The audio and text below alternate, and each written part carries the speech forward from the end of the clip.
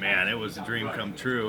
You know, I raced there as an amateur on 80s on amateur day, on 125s amateur day, and I won both my classes on those days too. So I was familiar with winning in the stadium, but just not at the top level. And God, it all just worked out. I mean, it was like a dream come true, and you know, to have all my friends and family there, and kind of the way that we went and bought the bike on our own, and you know, and kind of did our own privateer thing, and we beat all the factory teams, and yeah, it was just the coolest thing ever. I just bumped into a guy that I went to high school with, and he's still talking about it, and you know, just to have. And when I got to school that Monday, you know, I was just telling him it wasn't as recognized as it is now. Obviously, it wasn't on TV all the time, so not everybody knew. I was in 11th grade at the time, so I still had another year to go in school, and you know, not everybody knew exactly the scope of what I did and what Supercross was. And that Monday morning when I came into my second period, when they were giving all the you know, congratulations to the wrestling team and the football team and this team, and then they said Ron Lechien won the San Diego Supercross, I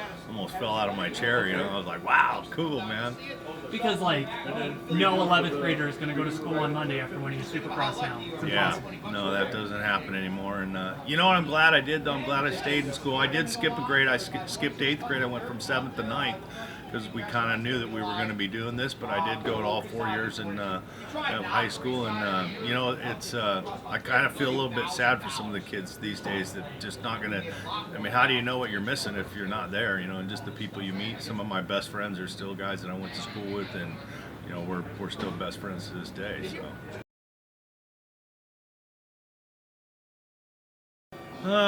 For me, it was just another race, you know. You know, I got out and I got a killer start, and I just remember kind of watching the guys, and you know, I remember seeing Ricky coming up, and the thing that I remember the most is looking back in the last turn and seeing that Rick wasn't right there, and he wasn't going to run into me, and you know, and I just bombed it to the finish line, and it was just like I said, it was yeah, it was a really big win for me. Yeah, well, we used to be able to ride. I mean, there was tracks all over the place in San Diego. We used to be able to ride in the hills. You know, Marty Smith had a track. Brock Glover had an area with tracks. You know, I had tracks. We had sand pits. We had hills. We just had, you know, house pads. We just could ride everywhere around there. And it was kind of the little, you know, the group thing down here in El Cajon. There we had a little group of groupie girls, and we had the moto guys, and it was kind of a cool place to be at that time. Gradually, you know, started to deteriorate and be less riding spots, and I mean, I still sometimes when it rains, and I'll go up and I'll go up into the old hills where some of the tracks were, and I'll just kind of look around. But there's just houses everywhere where we used to ride, and you know, the sand pits were really cool too. Like I said, because we used to go down to the sand pits, and I mean, I see videos sometimes of that stuff, and it looks like I mean, it's just out of line on like a Saturday. All these people pull up with their 3-wheelers, and they're just riding everywhere with no helmets on, and just like, I mean, it was just a free for all down there. You know, there was a river that ran through, and you could ride through the water, but all that stuff's gone. You know, it's just you know, the way that all the housing and development's taken over, it's gone.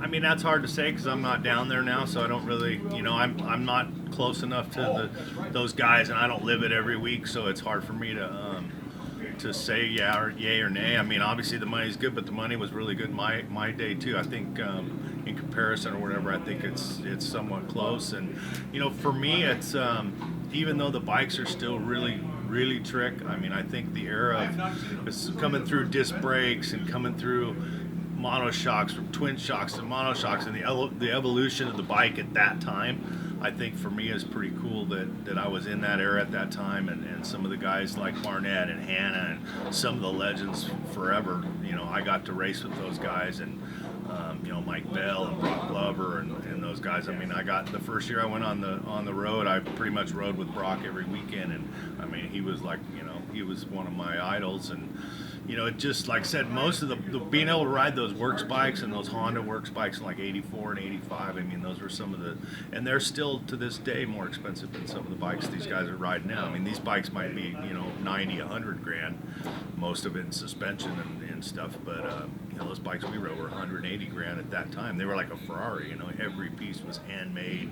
I mean, they were tricks. So I had a lot of fun. I'm glad I was in that era, and it was less, you know, there wasn't so much I don't know, all the social media and all that stuff, it just kind of killed it.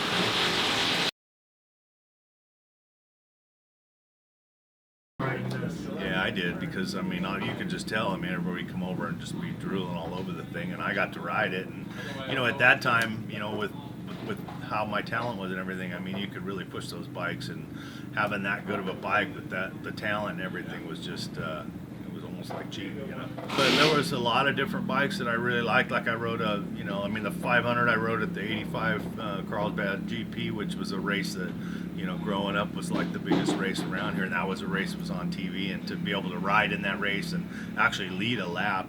I only led one lap, but it was one of the coolest laps I ever led.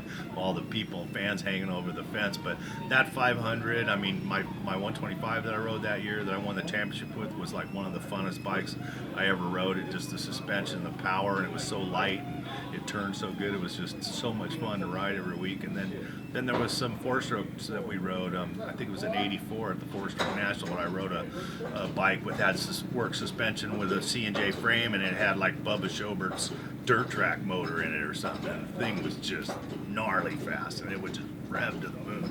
So yeah, I mean, a lot of those works bikes and stuff at Honda, and even at Yamaha, and then when I went to Cowie, that production rule came into effect, so I didn't, the bikes were kind of gone at that point. I was pretty involved with it. I mean, I was all about trying to make everything look really cool, and the way I put my stickers on my helmet and some of the stuff, getting the HRC on the legs of the pants and stuff was my idea.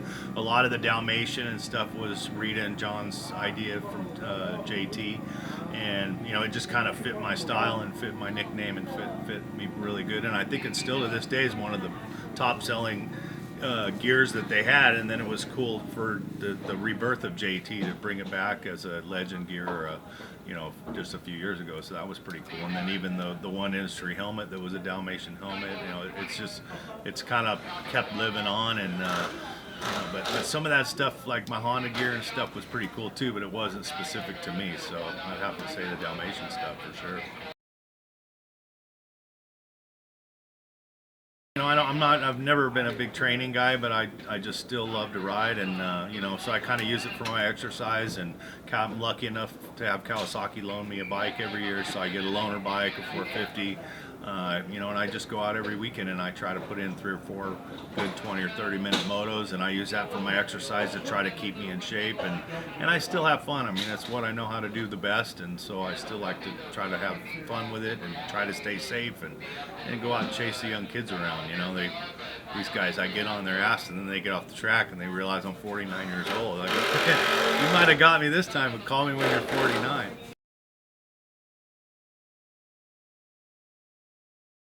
I guess yes, you know what I mean. I mean, that's what I strive for. I mean, I try to set up some kind of a legacy in what I did, and I always remember my dad used to say, good or bad, as long as they're talking about you. So there was a lot of good and a lot of bad, and I think just the way I lived my life and the whole way I just raced and the way I lived my life, I think it just some people can identify with it, and it must have been kind of cool because, like I said, people are still digging it today.